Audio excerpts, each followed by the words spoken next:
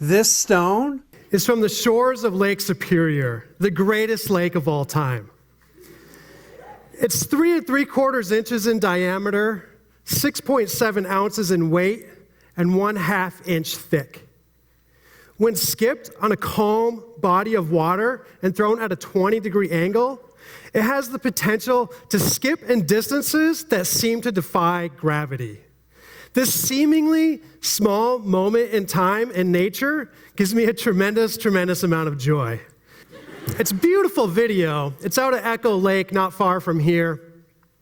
And I love being out there, and just my moment of zen during the week and going out. It all started with trying to wind down from the previous week and move on to the week ahead, but getting back to nature and relaxing.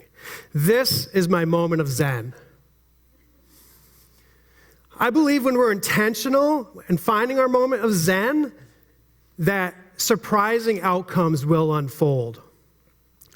My stone skipping story began here in Marquette in 2008. Every Sunday, I would head to Presque Isle, skip a few stones into the water, and relax. It was wonderful to be surrounded by nature and catch beautiful sunsets like that.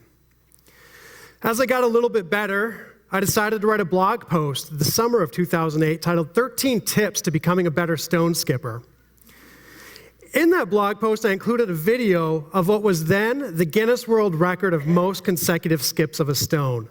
That was held by a guy named Russ Rock Bottom Byers with 51 skips. Now, Russ is the most celebrated, decorated athlete of our little niche sport. Russ has been flown across the world to perform stone skipping demonstrations. He's competed against a robot on television, and he was even commemorated by Topps with his own playing card. Russ is a legend of our sport.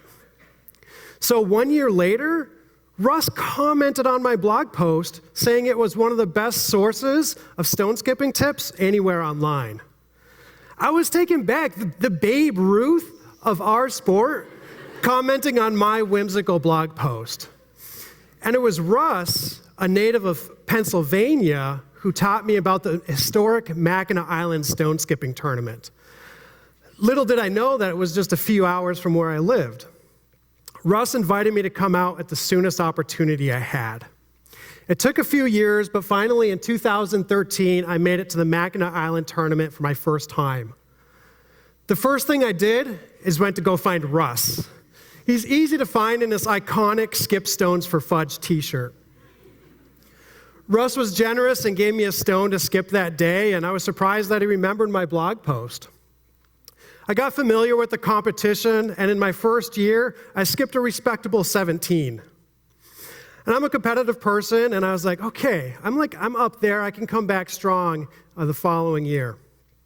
So in 2014, I returned to win the amateur division of the Mackinac Island Stone Skipping Tournament with 21 skips.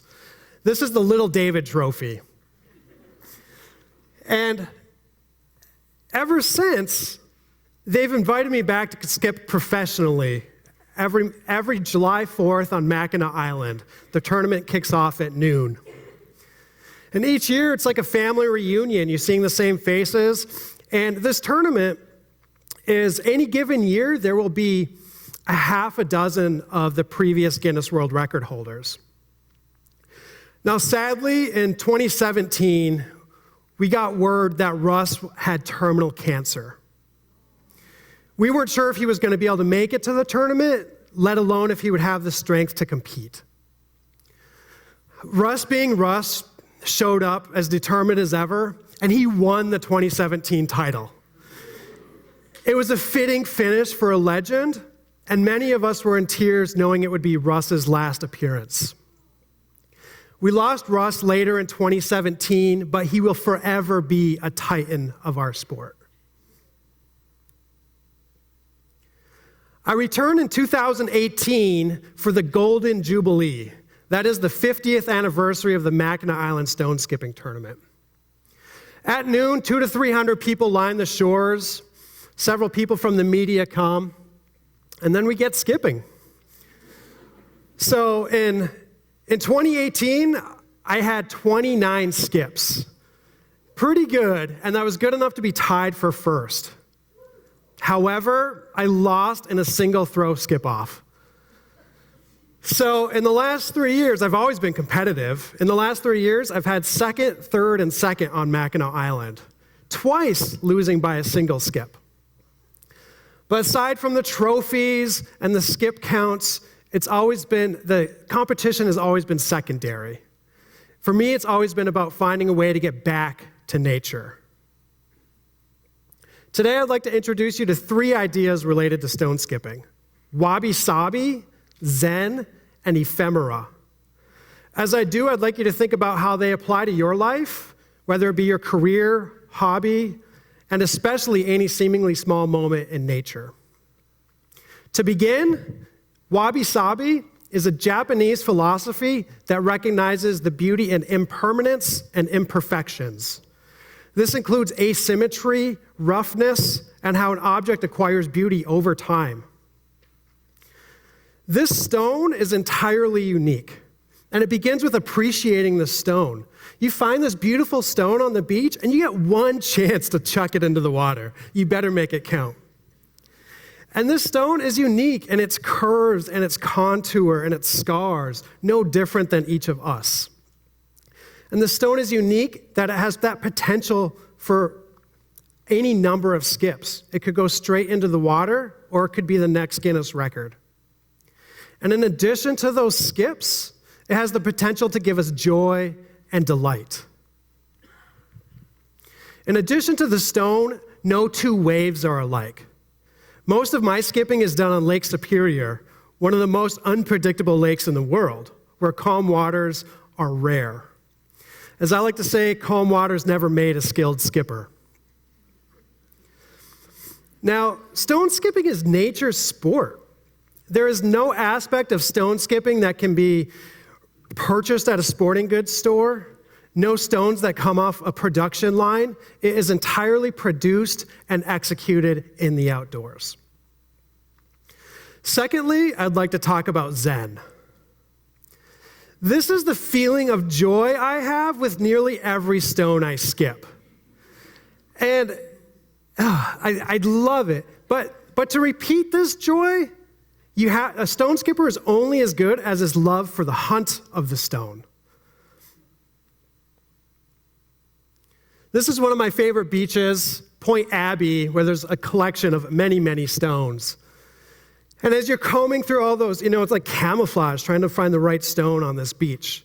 But when you do, you should allow yourself to feel like a child on Christmas morning, finding this magical stone, and allow yourself to be giddy with nature and to smile and laugh, whether you're alone or with a bunch of friends. It's a place to let the working world and obligations fall to the wayside. I believe it's important that when we find our moments of Zen, that we are deliberate in seeking them. Third, I'd like to talk about ephemeral. Ephemeral is simply defined as lasting for a short moment. This stone was given to me by Kurt Mountain Man Steiner. Kurt is the current Guinness World Record holder with most consecutive skips of a stone. In 2014, he skipped a stone 88 times. That stone traveled the distance of almost an entire football field. However, that record-setting moment in nature lasted for less than 10 seconds. And as the skipper in that moment, you were present and you're only concerned about the throw, as it's the only aspect you can control about the whole process. And as you release and you see the stone going out to the horizon, it's milliseconds between each skip. But they seem to turn into full seconds. And as the whole length of the skip, the rotation of the earth seems to slow down and the stone goes on and on and on.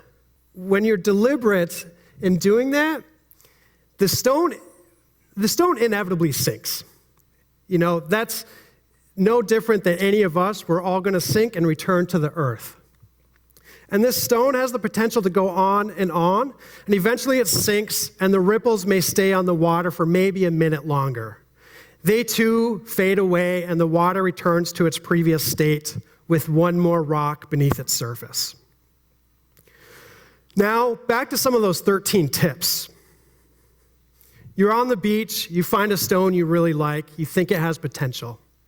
You're going to want a thin stone, nice and flat, roughly about the size of your palm. I like mine to be a little bit larger than that. You should feel it around in your hand, feel what's comfortable, flip it around a couple times, feel the different corners. You don't want a stone that's perfectly round. You actually want one that's got a few corners on it. So you're going to want to take one of those corners and push it into the last knuckle of your index finger, and hold it firmly. Your thumb flat across, 3 fingers stacked underneath. Your grip is ready. Now you're going to want to be standing about 1 to 2 large steps from the water. And as I mentioned before, we're looking for an angle of the stone to hit the water at 20 degrees, which means you're going to want to be releasing from the hip in a sidearm fashion. Now, you're going to want a baseball's wind-up. You watch the best, and they have these outlandishly huge wind-ups, to achieve the skips and distances that break records. You're going to want to start high and come all the way down to create as much speed and motion as you can. And you're twisting your arm, and the stone, you'll see that when it gets in front of me, it's actually closer to vertical than it is flat. And that's because when it hits the water, you don't want the stone to land perfectly flat. You want it to land with a little bit of an air pocket under the front side. So keep that in mind. And as you're throwing, you're actually twisting your hips and opening up and slingshotting that arm forward. So you're rotating your wrist. As it comes out of your hand, you're flicking your wrist and opening up that finger so it rolls off to create as much spin as possible. In the words of Russ, you can never have too much spin or speed. And with a little bit of practice, your stone will skip and skip and skip, and you too will have beat your previous best. Maybe I'll see you at Mackinac next year. Now, our lives are not so different than a skipping stone. We're all skipping through life, and life is temporary. But when we're deliberate, we have the opportunity to create impressions on the water that last long after the stone has sunk. What serendipitous outcomes will you find by seeking your weekly moment of Zen? Whatever it is, may your waters be calm and your skips be many, as it's all a moment in time.